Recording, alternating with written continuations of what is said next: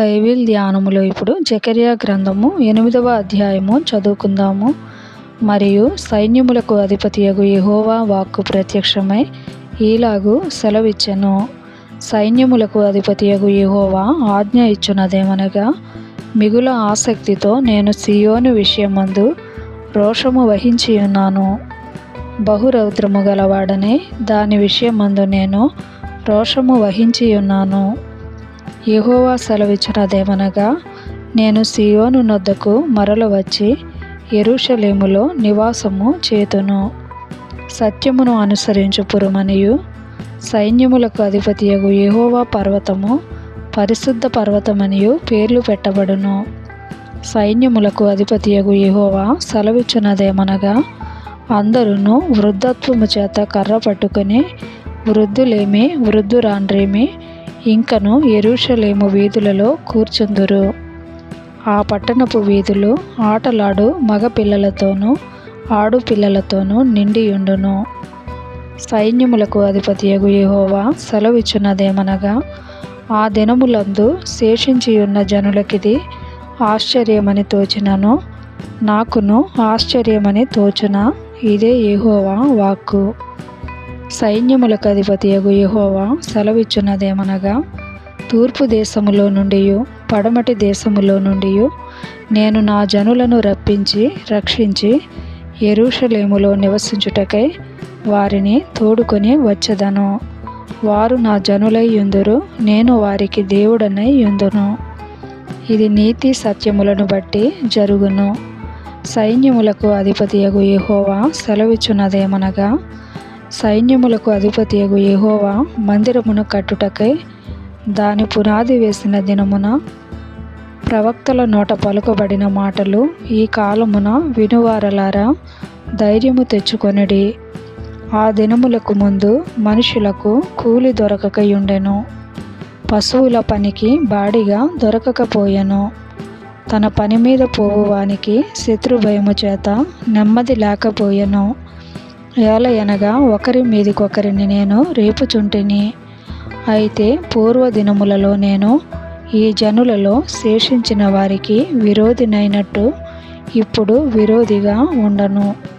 సమాధాన సూచకమైన ద్రాక్ష చెట్లు ఫలమిచ్చును, భూమి పండును, ఆకాశము నుండి మంచు కురియును.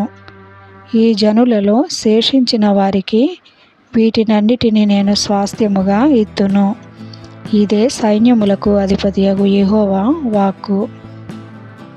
యూదా వారలారా, ఇశ్రాయేలు వారలారా, మీరు అన్యజనులలో నేలాగు శాపాస్పదమయ్యుంటిరో అలాగే మీరు ఆశీర్వాదాస్పదమగునట్లు నేను మిమ్మును రక్షింతును. భయపడక ధైర్యము తెచ్చుకొనుడి.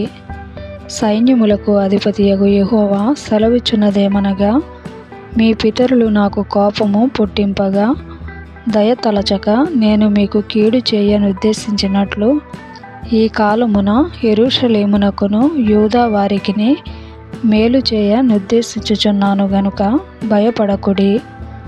మీరు చేయవలసిన కార్యములేవనగా, ప్రతివాడు తన పొరుగు వానితో సత్యమే మాటలాడవలెను. సత్యమును బట్టి సమాధానకరమైన న్యాయమును బట్టి మీ గుమ్మములలో తీర్పు తీర్చవలెను. తన పొరుగు వాని మీద ఎవడును దుర్యోచన యోచింపకూడదు. అబద్ధ ప్రమాణము చేయ నిష్టపడకూడదు. ఇట్టివన్నీ నాకు అసహ్యములు. ఇదే యెహోవా వాక్కు.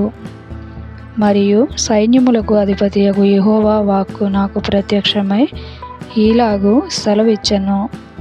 సైన్యములకు అధిపతియగు యెహోవా ఆజ్ఞ ఇచ్చునదేమనగా, 4వ నెలలోని ఉపవాసము, 5వ నెలలోని ఉపవాసము, 7వ నెలలోని ఉపవాసము, 10వ నెలలోని ఉపవాసము యూదా ఇంటి వారికి సంతోషమును ఉత్సాహమును పుట్టించు మనోహరములైన పండుగలగును. కాబట్టి సత్యమును సమాధానమును ప్రియముగా ఎంచుడి. సైన్యములకు అధిపతియగు యెహోవా సెలవిచ్చున్నదేమనగా, జనములను అనేక పట్టణముల నివాసులను ఇంకను వత్తురు. ఒక పట్టణపు వారు మరి ఒక పట్టణపు వారి యొద్దకు వచ్చి ఆలస్యము చేయక యెహోవాను శాంతిపరచుటకును సైన్యములకు అధిపతియగు యెహోవాను వెదకుటకును మనము పోదము రండి అని చెప్పగా వారు మేమును వత్తుమందురు. అనేక జనములను బలము గల జనులను యెరూషలేములో సైన్యములకు అధిపతియగు యెహోవాను వెదకుటకును యెహోవాను శాంతిపరచుటకును వత్తురు. సైన్యములకు అధిపతియగు యెహోవా సెలవిచ్చున్నదేమనగా, ఆ దినములలో ఆయా భాషలు మాటలాడు అన్యజనులలో 10 మంది యొక్క యూదుని చెంగు పట్టుకొని, దేవుడు మీకు తోడుగా ఉన్నాడను సంగతి మాకు వినబడినది గనుక మేము మీతో కూడా వత్తుమని చెప్పుదురు.